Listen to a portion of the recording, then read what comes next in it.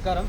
ఈరోజు తెలంగాణ రాష్ట్రంలో ఉన్నటువంటి 33 జిల్లాల నుంచి మత్స్యకారులు వచ్చి ప్రజాభవన్, తెలంగాణలో ఉన్నటువంటి ప్రజాభవన్, మహాత్మా జ్యోతిరావు పూలే ప్రజాభవన్కి వచ్చి మేము తెలంగాణ రాష్ట్రంలో దాదాపు 15% ఉన్నటువంటి మత్స్యకారులు వారి యొక్క జీవనోపాధి కోసం ప్రతి సంవత్సరం ప్రభుత్వము ఇచ్చేటటువంటి ఉచిత చేప పిల్లల పంపిణీ పథకాన్ని ఈ సంవత్సరం కూడా నాణ్యమైనటువంటి పిల్లలు ఇవ్వాలని గౌరవ ప్రజావాణి ఇన్ఛార్జ్ అయినటువంటి చిన్నారెడ్డి గారిని కలవడం జరిగింది.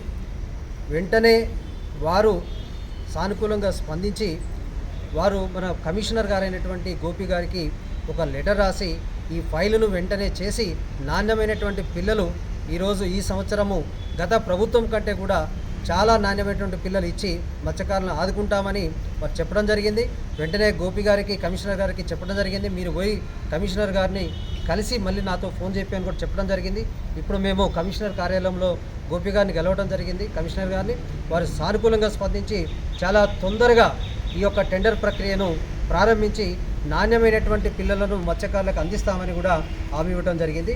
మాకు సానుకూలంగా స్పందించినటువంటి రేవంత్ రెడ్డి గారికి కానీ, చిన్నారెడ్డి గారికి కానీ, కమిషనర్ గారికి కానీ హృదయపూర్వక ధన్యవాదాలు తెలియజేస్తా ఉన్నాం. జై ముదిరాజ్, జై మత్స్యకార.